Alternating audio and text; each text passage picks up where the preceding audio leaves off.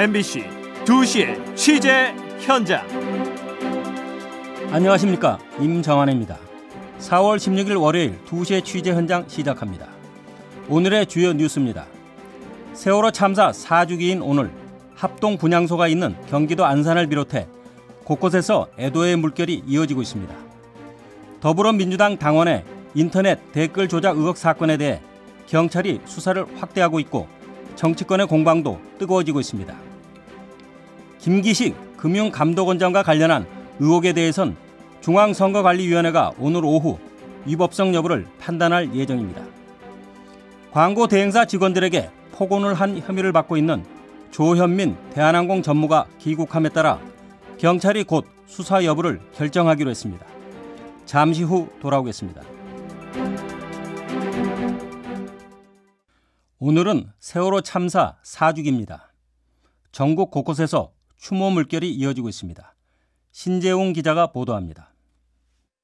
정부 주관으로 열리는 영결 추도식은 오후 3시부터 박혜진 전 MBC 아나운서의 사회로 진행됩니다.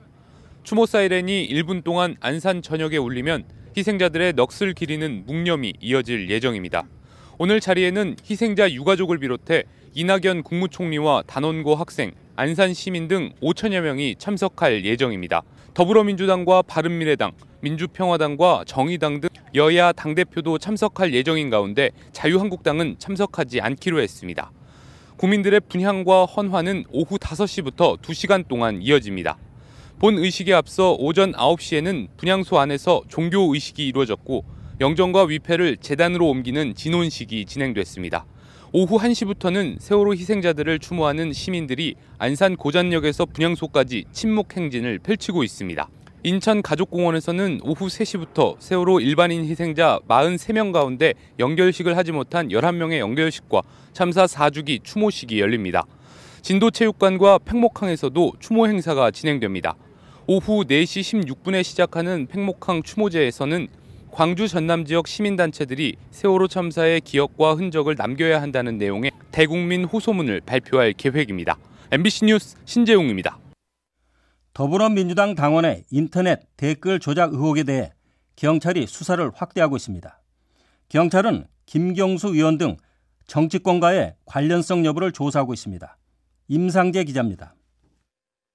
네이버 댓글 조작 사건으로 구속된 파워블로거 드루킹 김모 씨가 작성한 것으로 알려진 이른바 댓글 알바 매뉴얼입니다.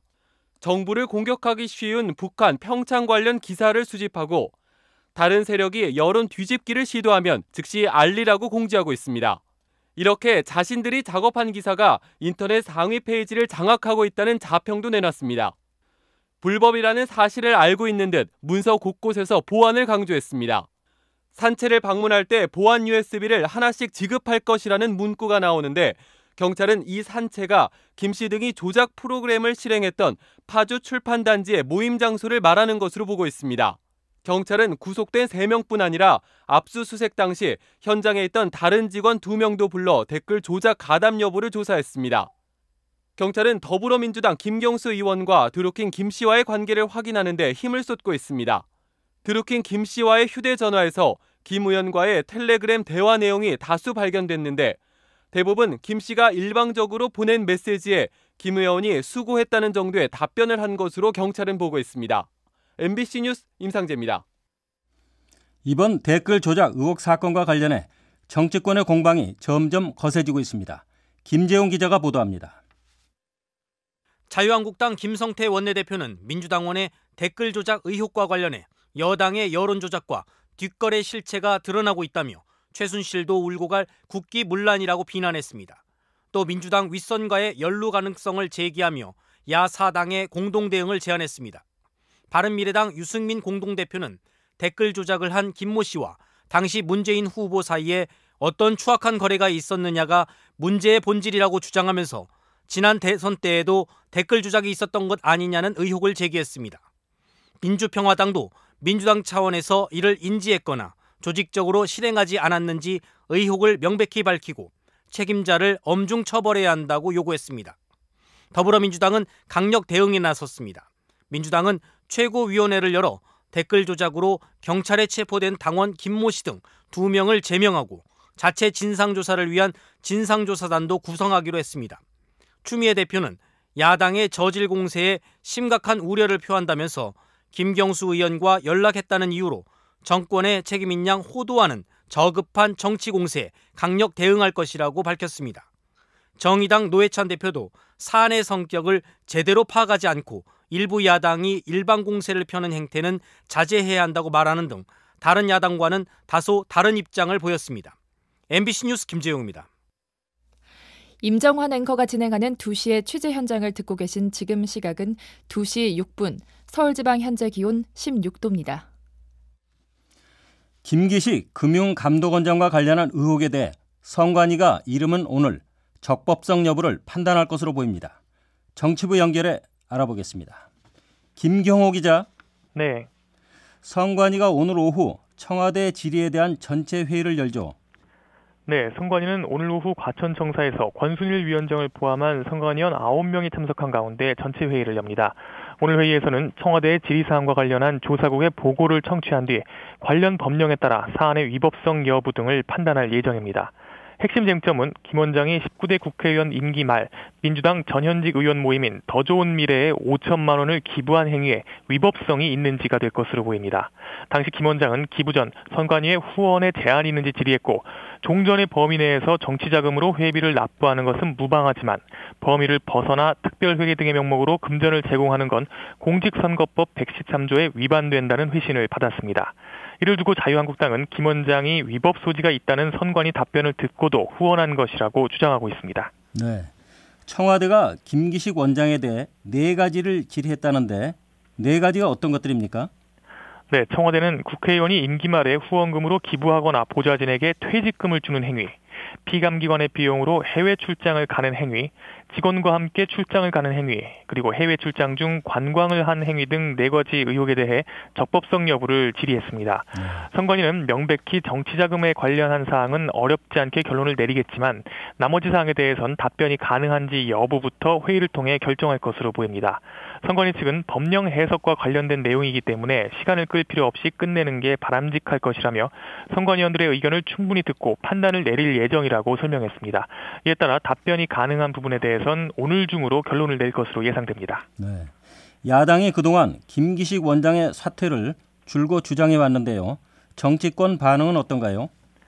네, 자유한국당은 김 원장의 해외 출장 의혹과 관련해 민주당이 모든 의원들의 해외 출장 실태에 대한 전수조사를 요구한 것에 대해 강하게 성토했습니다.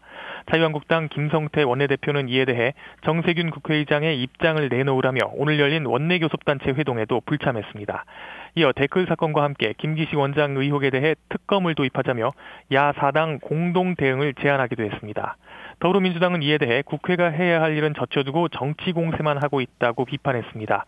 우원식 원내대표는 민생국회가 돼야 할 4월 임시국회가 한국당과 바른미래당의 보이콧 속에 3주째 개점 휴업 상태라며 개헌과 추경 등 시급한 현안을 위해 우선 국회를 여는 것이 중요하다고 말했습니다.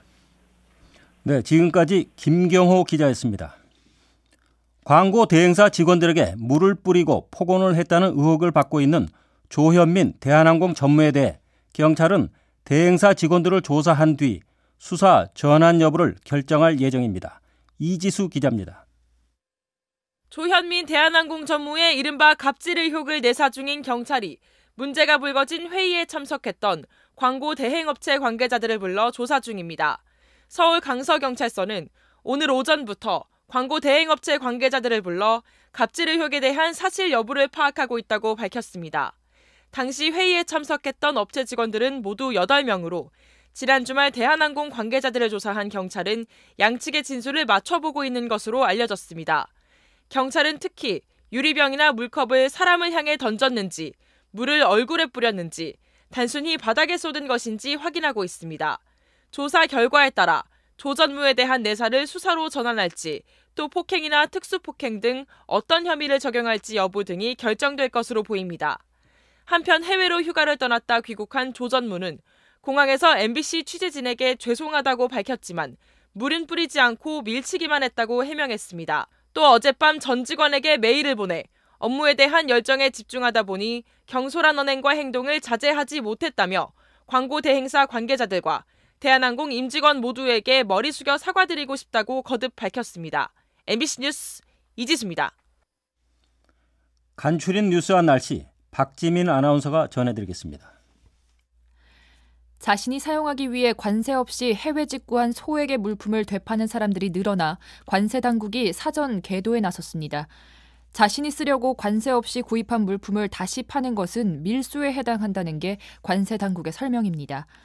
서울세관은 네이버와 다음 등 주요 포털 카페에 해외 직구 물품을 판매한다는 글을 게시한 1,300명에게 게시글 자진 삭제 안내 등 계도 목적의 이메일을 발송했다고 밝혔습니다. 북한의 선전 매체들이 오는 27일 판문점 우리 측 평화의 집에서 열리는 남북 정상회담에 대해 뜻깊은 사변이라고 평가하면서 본격적인 띄우기에 나섰습니다.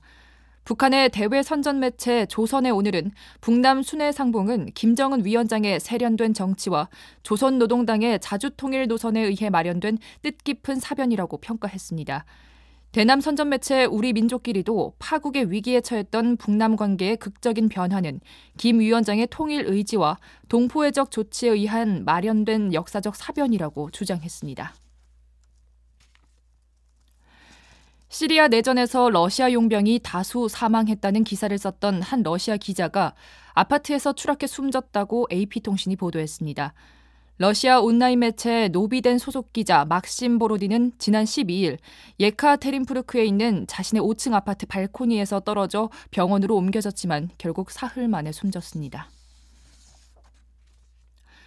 중국과 일본 정부가 8년 만에 고위급 경제대화를 열고 수입 철강에 대한 미국의 고율 관세 부과 등 현안을 논의했습니다. 일본 도쿄에서 오늘 열린 고위급 경제대화에는 고노다로 일본 외무상과 왕이 중국 외교부장 등이 참석해 미국의 보호주의 무역 정책에 대한 의견을 교환하고 WTO를 중심으로 한 자유무역의 중요성에 공감한 것으로 알려졌습니다.